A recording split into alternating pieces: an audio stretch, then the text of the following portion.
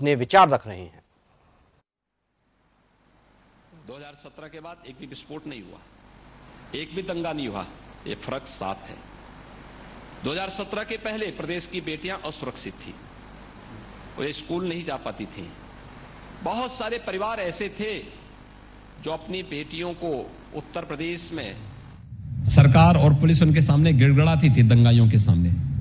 2017 के बाद भी परिवर्तन आया है। आज पेशेवर दंगा किसी बिल के अंदर छुपा हुआ है या दूसरे लोग की यात्रा में जा चुका है।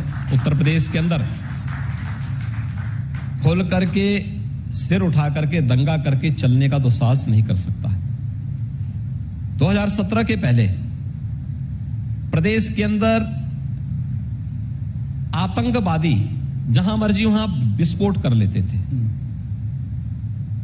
2017 के बाद एक भी विस्फोट नहीं हुआ, एक भी दंगा नहीं हुआ, ये फर्क साफ है। 2017 के पहले प्रदेश की बेटियां असुरक्षित थी, वे स्कूल नहीं जा पाती थी। बहुत सारे परिवार ऐसे थे जो अपनी बेटियों को उत्तर प्रदेश में एडमिशन स्कूल और कॉलेजेस में करवाने के बजाय उत्तर प्रदेश के बाहर करवाती थी, अपने दूर के रिश्तेदार के यहां भेजती थी। 2017 के बाद यह परिवर्तन साफ आया है कि उत्तर प्रदेश की बेटी उत्तर प्रदेश के अंदर है। मिशन शक्ति के फेज थर्ड का जो कार्यक्रम हमारा चल रहा है, इसमें न केवल सुरक्षा को बल्कि महिला और बेटियों के सम्मान को और उनके स्वावलंबन को ध्यान में रख करके जो बृहद अभियान चल रहा है, बड़े पैमाने पर कोई मानता है। आज उत्तर प्रदेश के यूपी पुलिस की बात करूं मैं, 1947 से लेकर 2017 तक उत्तर प्रदेश पुलिस बल में जितनी महिला आरक्षी और महिला पुलिस अधिकारी थी, 2017 में, अब जब 2022 में हम आए हैं तो इनकी संख्या 2017 से बढ़कर के 3 गुना अधिक हो गई है। यानी अतिरिक्त महिलाओं की भर्ती और उन्हें प्रोत्साहन करके पुलिस सेवा में लाया गया। ऐसे ही शिक्षकों की भर्ती में, ऐसे जीवन के क्षेत्र में।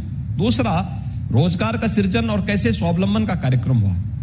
उत्तर 58,000 से जुड़ा हुआ है, जो गांव की योजना को बनाने में गांव के ग्राम प्रधान का सहयोग कर रहा है। वह कंप्यूटर के हर एक ग्राम पंचायत में, ग्राम सचिवालय में कंप्यूटर लग चुके हैं। हमने ज्यादातर ग्राम पंचायतों को ऑप्टिकल फाइबर के साथ जोड़ करके तकनीक के साथ जोड़ने का कार्य किया है। गांव के हर व्यक्ति को गांव के अंदर ही सुविधा प्राप्त हो, उसको जाति प्रमाण पत्र, मूल निवास प्रमाण पत्र, आय प्रमाण पत्र लेना हो। गांव के ग्राम प्रधान को कोई विकास कार्य कराना है, एमबी के लिए उसको किसी एक एजेंसी का इंतजार नहीं करना पड़ेगा, बल्कि सरकार ने इम्पैनल्ड कर रखा है, साथ जोड़ने का कार्य किया है। गांव के हर व्यक्ति को गांव के अंदर ही सुविधा प्राप्त हो, उसको जाति प्रमाण पत्र, मूल निवास प्रमाण पत्र, आय प्रमाण पत्र लेना हो। गांव के ग्राम प्रधान को कोई विकास कार्य कराना है, एमबी के लिए उसको किसी एक एजेंसी का इंतजार नहीं करना पड़ेगा, बल्कि सरकार ने इम्पैनल्ड कर रखा है। सरकारी संस्थाओं के साथ साथ सरकारी नहीं है, निजी क्षेत्र के भी कुछ आर्किटेक्ट और कुछ सिविल इंजीनियर ऐसे होंगे जो आपको ये सेवाएं प्रदान करेंगे। आप उससे इसकी एमबी कराइए, हम थर्ड पार्टी से उसकी जांच करवाते हैं और एक समय सीमा के अंदर सारी योजना वहां पे इंप्लीमेंट हो जाती है।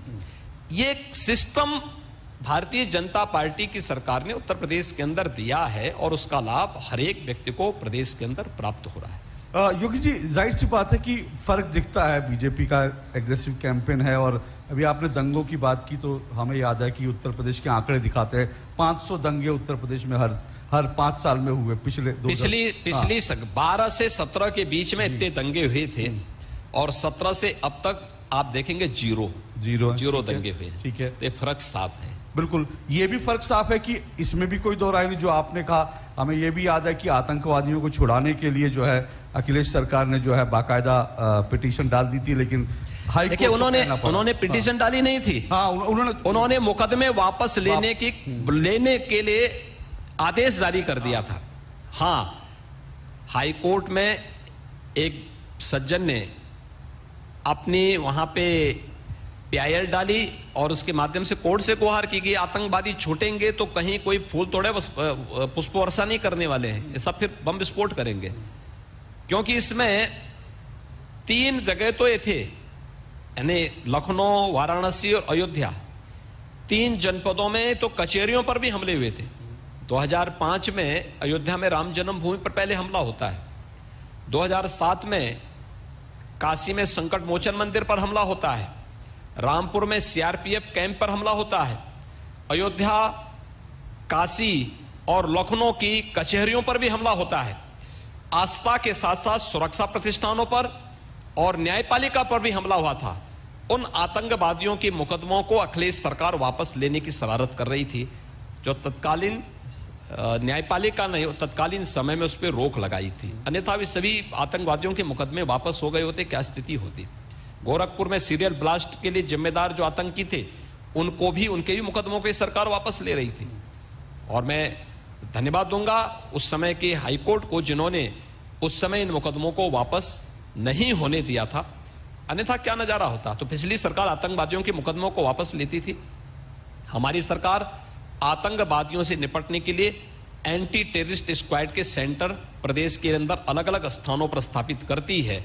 हम जीरो टॉलरेंस की नीति के साथ अपराधी और किसी भी प्रकार की एंटी सोशल और एंटी नेशनल एलिमेंट के साथ, जीरो टॉलरेंस की नीति के साथ हमारी सरकार निपटती है, उनके खिलाफ कार्रवाई करती है।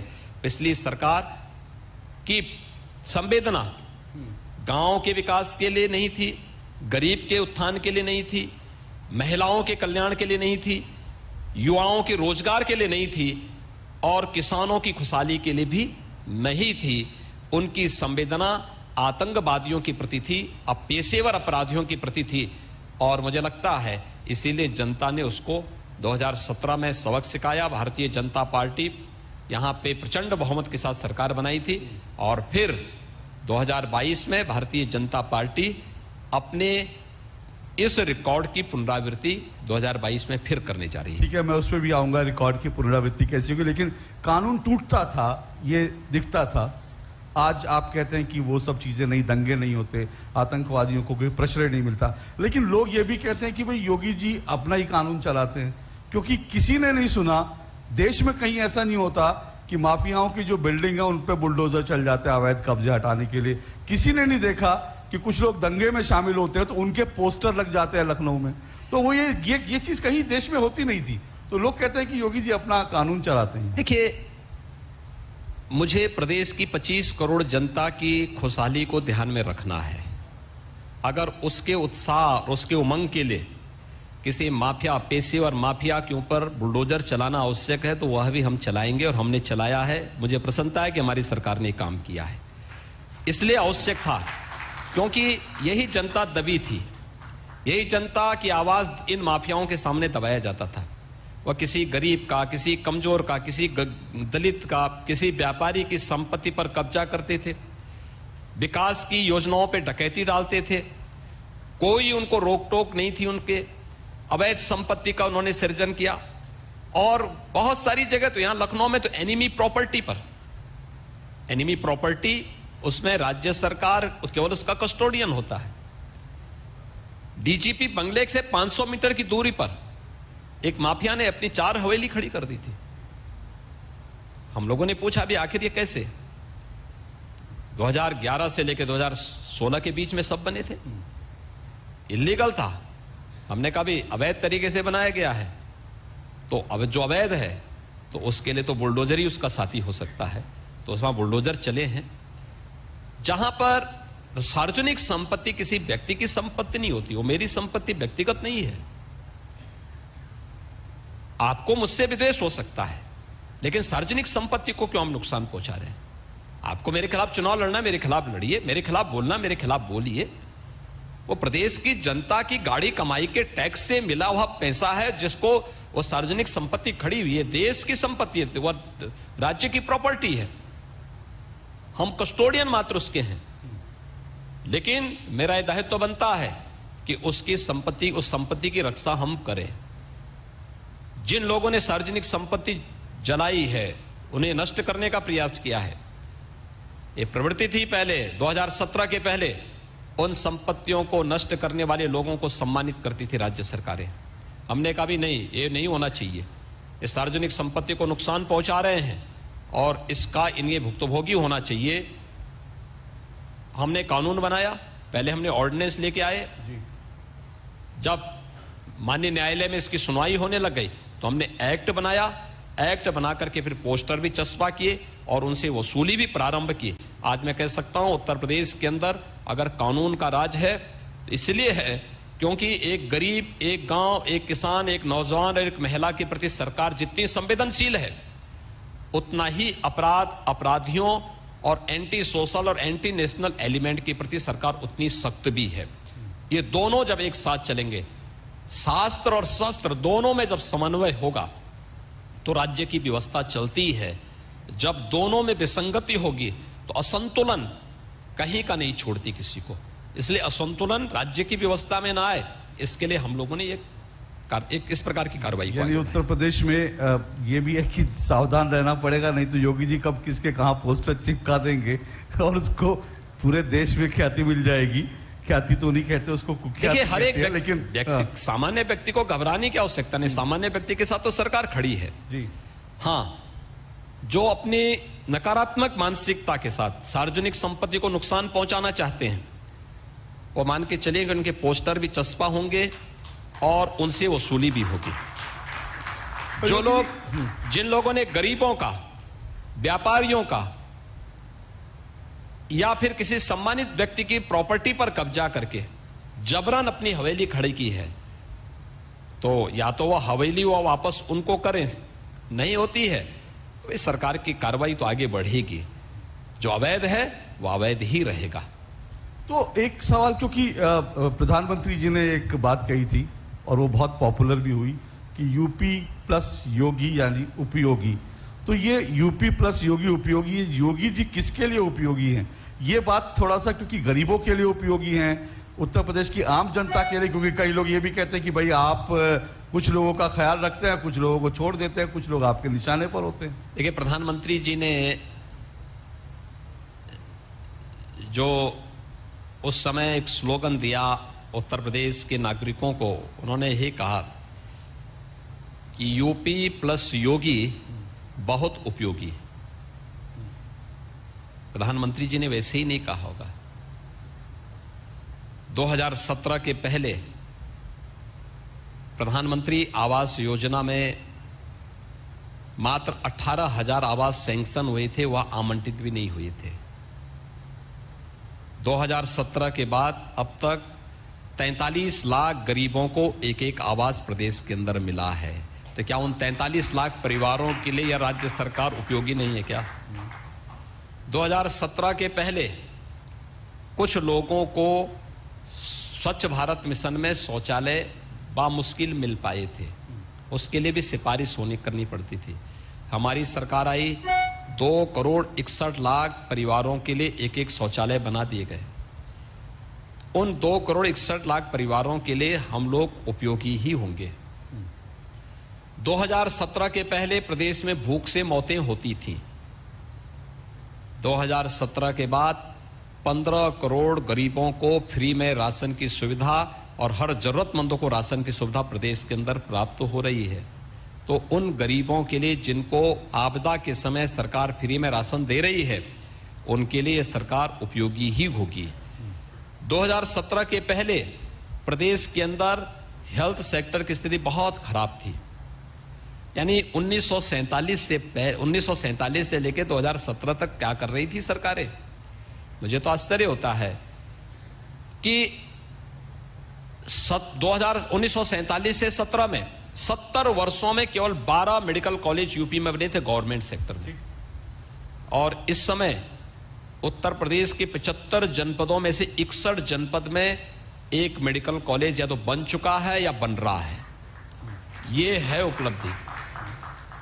प्रदेश ने आज हर एक क्षेत्र में जो उपलब्धियां हासिल की हैं वह प्रदेश के प्रत्येक नागरिक के जीवन में बिना भेदभाव के प्रत्येक नागरिक के जीवन में वे परिवर्तनकारी बनी हैं, उनकी खुशहाली का कारण बनी है। और ये योजनाएं हमने किसी की जाति, किसी का मत, किसी का मजहब, किसी का क्षेत्र, किसी की भाषा देख करके नहीं दी। सबका साथ, सबके विकास के भाव को ध्यान में रख करके प्रधानमंत्री जी के इस मंत्र को ध्यान में रख करके इन योजनाओं को प्रदेश के अंदर लागू किया। आज इसका लाभ प्रदेश का हर व्यक्ति पा रहा है।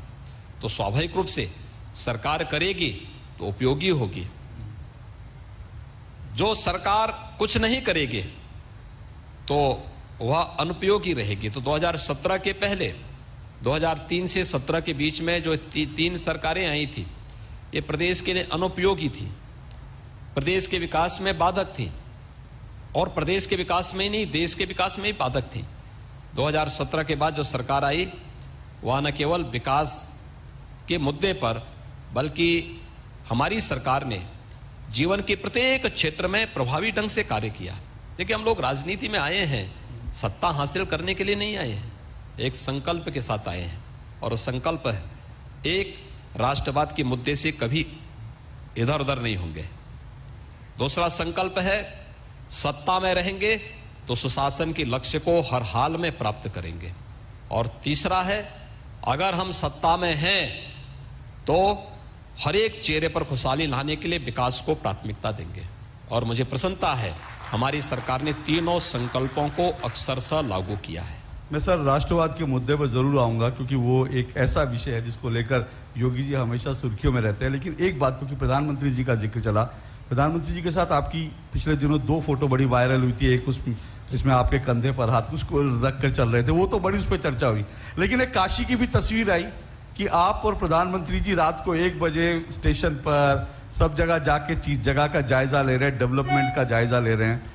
तो लोगों ने कहा कि भाई मोदी जी पहले कहते थे ना खाऊंगा ना खाने दूंगा, अब वो कहते हैं ना सोऊंगा ना सोने दूंगा। तो आइडिया किसका था कि रात को निकल जाए, रात को जाकर के इस तरह से आपको इससे पहले भी कई बार प्रधानमंत्री जी रात्रि में काशी के अंदर विकास कार्यों की विजिट में निकले हैं, रात्रि में निकलते हैं।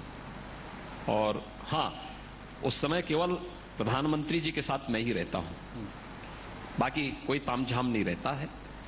और हम लोग निकले थे देखने के लिए। 13 दिसंबर को जब काशी विश्वनाथ धाम का लोकार्पण का कार्यक्रम होना था, तो उस लोकार्पण के कार्यक्रम के दौरान कुछ चीजें थी, जैसे हमें ये चीज देखनी थी। उस दिन लगन बहुत ज्यादा थे, शादी ब्याह के बहुत सारे मुहूर्त थे, और मुहूर्त होने के नाते ये तय था कि अगर हम लोग सड़क पर आते तो आवागमन में बाधा हो सकती थी। तो प्रधानमंत्री जी ने इन चीजों का ध्यान रखा, उन्होंने इस बारे में पूरी जानकारी ली कि भाई सड़क पे कब